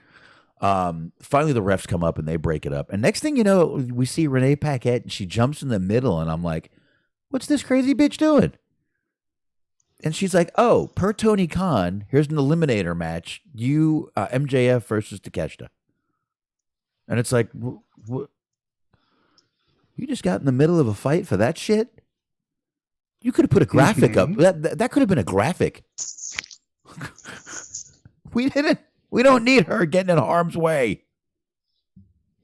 She's trying to do her best Michael Cole. She's corresponding during the war. No, she's too hot to get in harm's way. Don't hurt her. There you have it. And then I like how she announced that, and then in commentary they're like, Tony Khan could do that. It's like, yeah, believe it or not, actually, all the other matches just get announced independently of their own. So when Tony Khan makes a match, you're just like, holy shit, yeah, how about that? Hey, you can also take your ass off commentary, shit, Dad. Okay, all right, so fucking shut up. There you have it. Tony Khan, I didn't hear that. What a dumbass. Because they're just like, MJF didn't agree to that. Tony Khan can do that? And it's like, yeah. He kind of owns the fucking place, man. Take it easy. I do think it would be nice if they I don't think they should make Tony Khan an on-air character, but they do sort of need a Jack Tunney. Where just occasionally they just cut to a guy in a suit that announces a match or a suspension or just some sort of stipulation every so often, not every week, maybe not even every month, but just some sort of guy who just makes shit happen. Make shit happen? Okay. That's right. Well, I wasn't expecting that. But okay. Because I don't want an on-air authority figure, but I just want a guy who announces matches from time to time. Christopher Kane said, "Strickland is the Kanye West of AEW." Will he be feuding with Colt Cabana soon? And if you think about it, he's kind of right. Oh, shit. That was actually the next thing I was about to get into was the video package of the Mogul affiliate who... Smark, I almost forgot about them.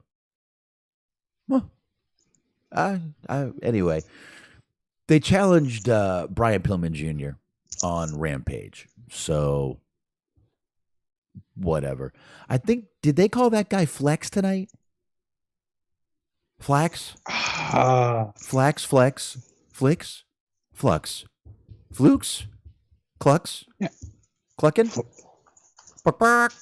What? I don't know. What did they call him? Call him Clucket. Let me look it up. They said the name, but I'll be damned if I can remember it. I thought he called him Flex. I'm like, if they're calling that motherfucker Flex. I don't know. Yeah, Flex Cavana. Flex Cavana. There you go. That was the Rock's old gimmick back in the day. I remember that. I think that was Memphis Wrestling, wasn't it, when he was doing that gimmick? I am pretty sure that it is. I'm pretty sure I used to have a video of that, which I wish I could get into that hard drive again. I still have the hard drive. I just can't get into it anymore. I can. So I'm looking through the Bleacher Report rundown to see if I could find what he called the guy, and I stopped here because they were it caught my attention. Top moments: the Butcher and the Blade were on television for a split second. They didn't do anything of note. It's like, well, that kind of describes the entire run. Yeah.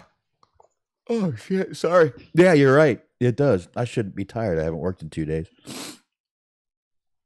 Oh, I wonder if I'm. Well, I can't find it. We'll see more of this guy. We'll learn his name together. Oh yeah, of course we will. Of course we will. All right. I was just seeing if I got a message whether or not I have to get up at 6, and I guess I do. All right. This is not going to be fun. Well, it's literally been raining here all night, and it's going to be below freezing. So, all right, I'm going to have to grab some ice skates for tomorrow. I'll be at work on Friday. All right. After that, we get another announcement, which I don't believe this was Tony Khan announcing it, but it's Roosh versus Bryan Danielson next week on Dynamite. And, of course, right as Roosh is doing his interview, we get MJF walking up, putting another bounty on Bryan Danielson's demise. I'll go with that. So then we had... Yeah, you can't say head because it's not his head. It's his arm. Yeah, exactly. Just his demise, his downfall, his loss. But speaking of not losing, we get Red Velvet versus Jade Cargill. This is a TBS match. And, of course, as everyone knew was going to happen, 50-0 Jade Cargill. 50-0. That's right. 50-0 for this woman. I don't blame them. I totally see what they're doing here with her. And like I said, man, I think this girl looks like she has the look of a fucking star. I've said it many times. But everyone keeps going, oh, they're doing the Goldberg thing. Oh, come on. I think she might have more talent than Goldberg had back when he was starting wrestling. So, I don't know. Perhaps. But good for her, 50-0. Always a good thing. Good for her. So we get the main event, Smark. It's a TNT Championship match. It is a no-holds-barred match. It is Samoa Joe versus Darby Allin. Fucking insanity, which you knew it was going to be, but Darby fucking lawn darts himself into a fucking table outside the ring, first of all. Then Samoa Joe just plants Darby on some fucking chairs back first. And then Darby goes on top. He puts on a fucking hoodie with thumbtacks in it, which didn't really get used well tonight. Well, as you say, there was an attempt. There was a couple of attempts to use it, and it just didn't go off well, in my opinion. It just didn't. It didn't ruin the match for me. It didn't make the match bad. It's like, oh, well, fucking match sucks now. I think they could have left it out, to be honest with you. Yeah. Yeah, I think it could have been left out. But at one point, Darby starts cutting the canvas of the ring, Smark. And I think this went a lot longer than I think they thought it was going to go. Oh my! I was watching, I was looking at the clock, and it was like they are really, no pun intended, cutting this close. They were, because it's just like he's like struggling to get all the wires off, and I'm looking, and it's like 9:56 Eastern time, and it ends at 10 p.m. Eastern time. Like, it would be great if that just fucking ended in like a no contest because they were setting up the spot and they just didn't have enough time. Yeah. I didn't know what was happening, but they stuck with it. Looked like there was some that wasn't string. It looked like it was some sort of stronger wire, like almost a plastic that he was having a problem cutting on the ends of the ring. But this just took for fucking ever. Finally, he gets the wood under the ring exposed. He pulls out the pads. It's like, holy fuck, finally. And then Darby, because this took so fucking long, goes to do another dive outside the ring and ends up Joe sidesteps. I love the sidestep by Joe. It is the most common sense move in the world. It's my favorite thing that he does. Like I like the STO that he does too, which is him just nonchalantly just moving like a step to the left or right and just completely missing, like not getting hit at all. Yeah. I love it. It's like he's doing the time warp. He's just like, nope. It's not just today. It's a step to the left and then a jump to the right. Yeah, I'm enjoying jumping. No. No, not very high at least. But yeah, I always love that move. Darby then gets, like I said, power bombed into the thumbtack hoodie, which didn't really look great. But again, Joe puts it over his head. They tried to use it. Darby sticks his thumbs in Joe's eyes, which I thought was pretty cool. And then Samoa Joe hits a fucking hard muscle buster off the top rope, right to the exposed part of the ring.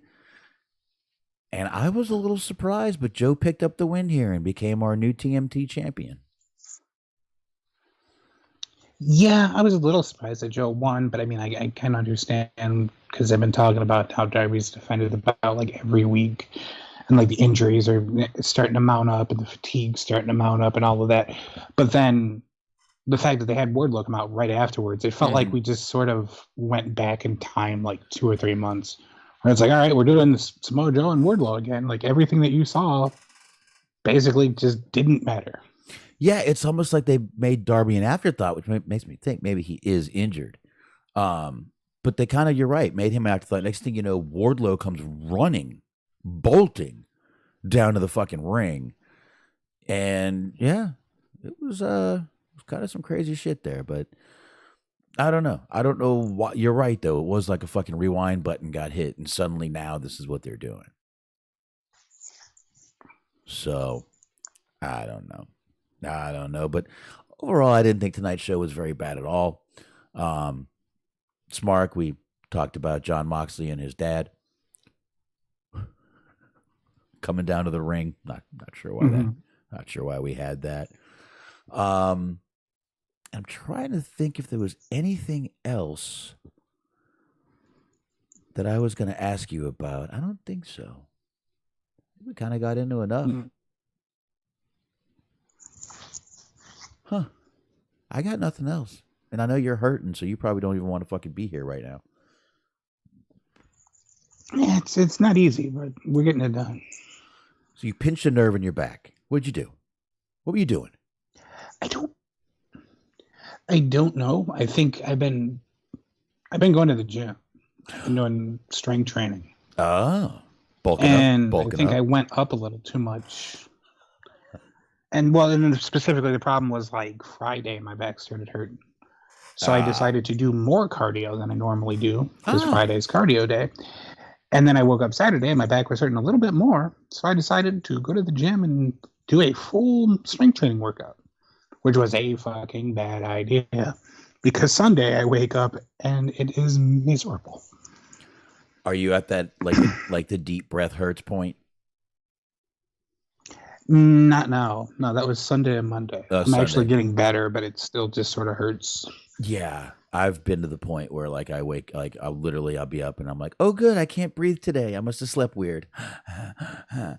Taking short breaths for the rest of the fucking day. I've been there.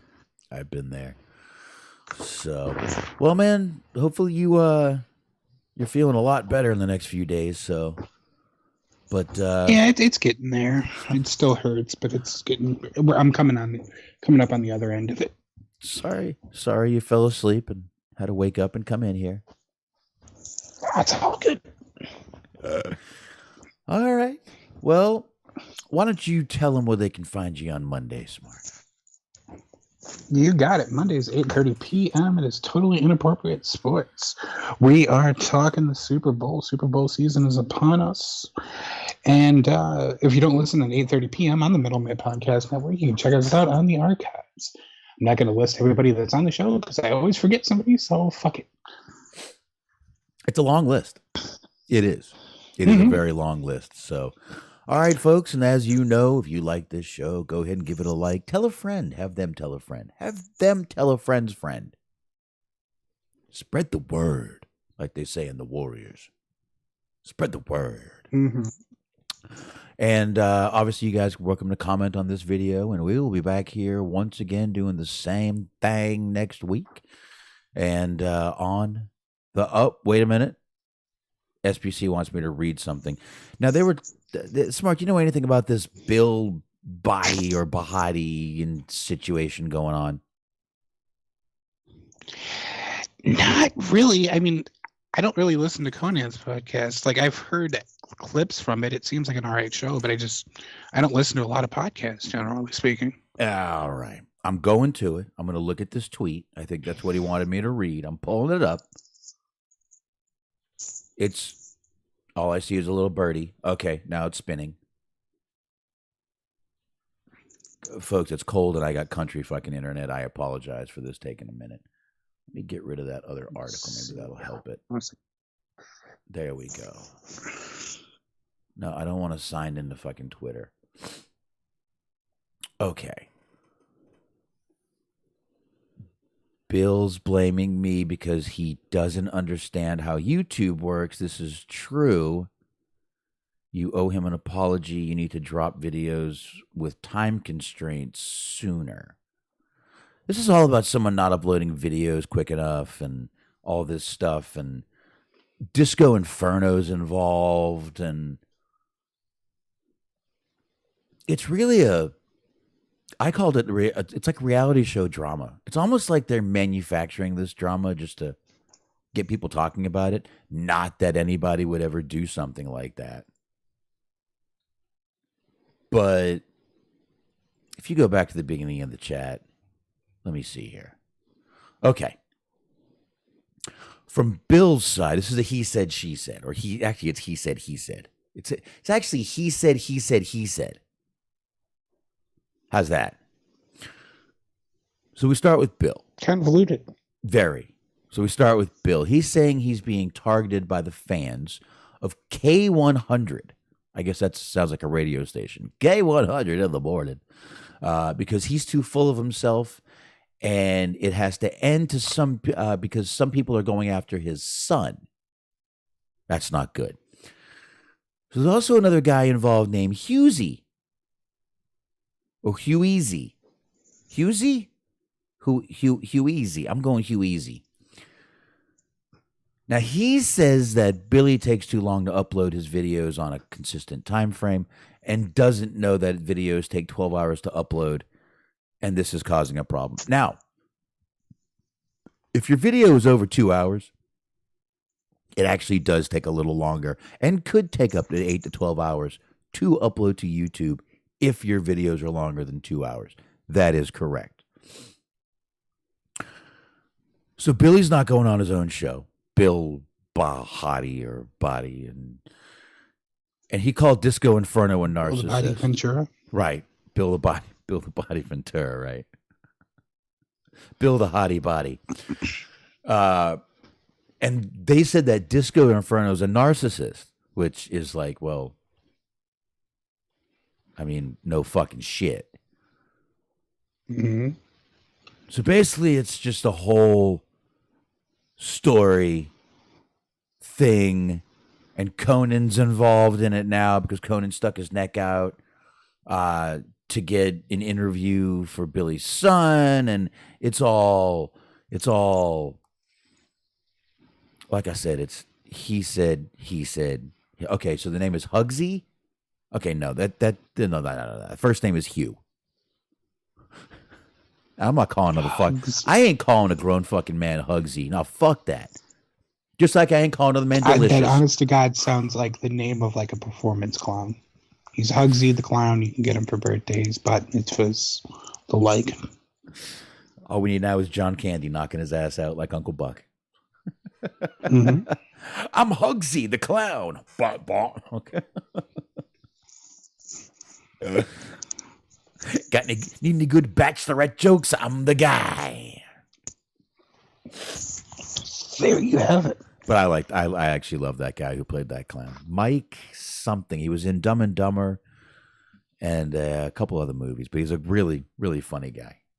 But all right. So I guess we don't need to go through the whole spiel anymore. And we can go ahead and knock this bad boy out. Wrap it up, folks. Thank you. Thank you for listening. Thank you, chat room. Thank you. Thank you. And a good night to you.